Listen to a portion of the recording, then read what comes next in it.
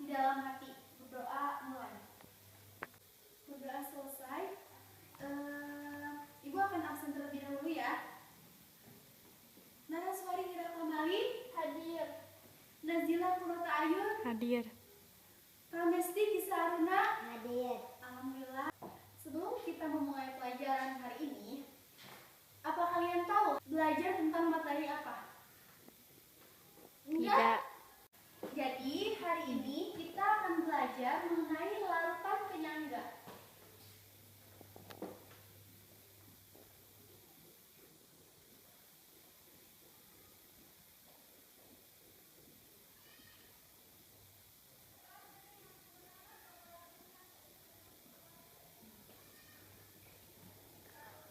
Larutan penyangga ialah larutan yang dapat mempertahankan nilai pH agar tidak terjadi perubahan pH yang disebabkan oleh penambahan asam atau basa.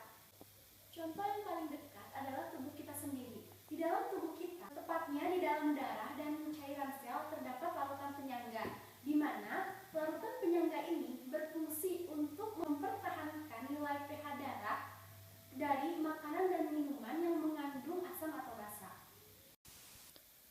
Bisa kalian lihat pada gambar berikut bahwa peranan larutan penyangga dalam kehidupan sehari-hari itu sangat banyak. Salah satunya dalam tubuh kita. Dalam tubuh kita, larutan penyangga berfungsi untuk menjaga pH dalam darah agar tetap normal.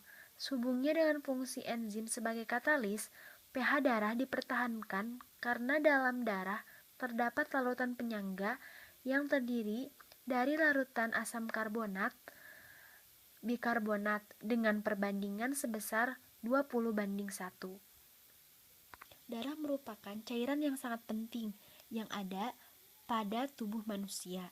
Darah juga merupakan cairan yang terdapat di dalam pembuluh darah yang memiliki fungsi mengatur keseimbangan asam dan basa. Selanjutnya, aplikasi larutan penyangga dalam kehidupan sehari-hari juga ada pada obat-obatan, seperti obat suntik atau obat tetes mata. Pada obat tetes mata, pH-nya harus disesuaikan dengan pH cairan tubuh.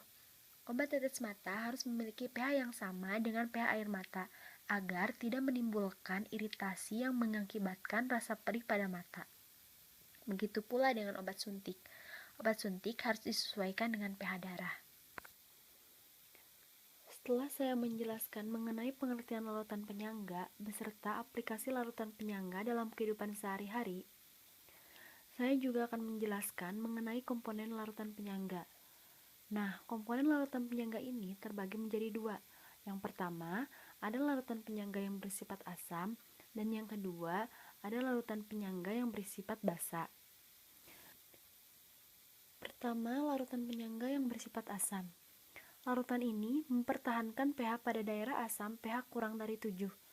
Untuk mendapatkan larutan ini, dapat dibuat dari asam lemah dan garam yang merupakan basa konjugasi dari asamnya.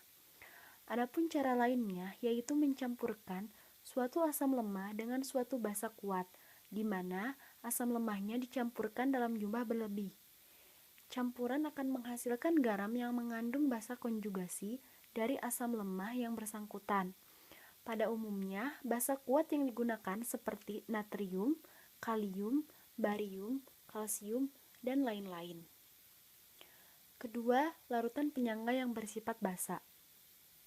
Larutan ini mempertahankan pH pada daerah basa pH lebih dari 7.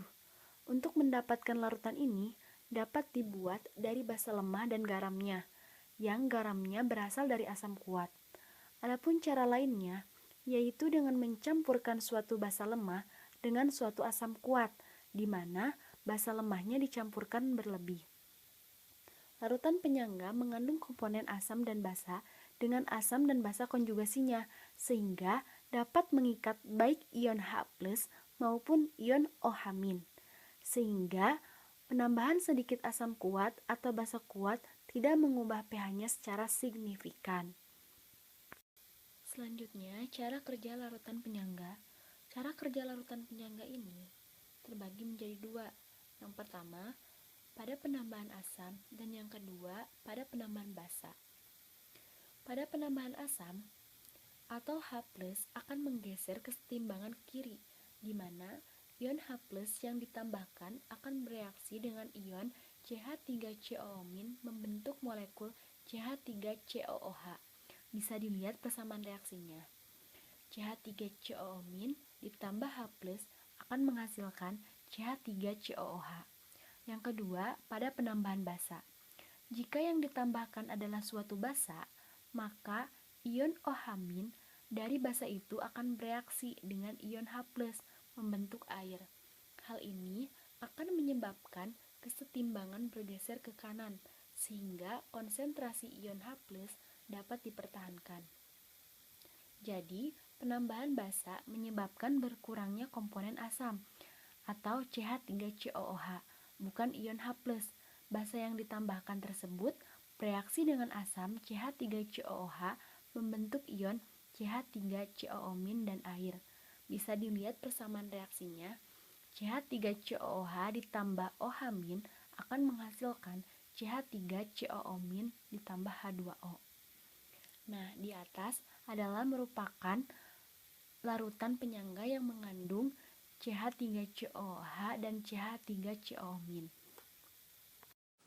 Sebelum saya mengakhiri pembelajaran kali ini, saya akan membagikan satu LKS berkelompok. Nanti kalian kerjakan dan dikumpulkan minggu depan. Dicukupkan sekian, mohon maaf atas segala kekurangannya. Wassalamualaikum warahmatullahi wabarakatuh.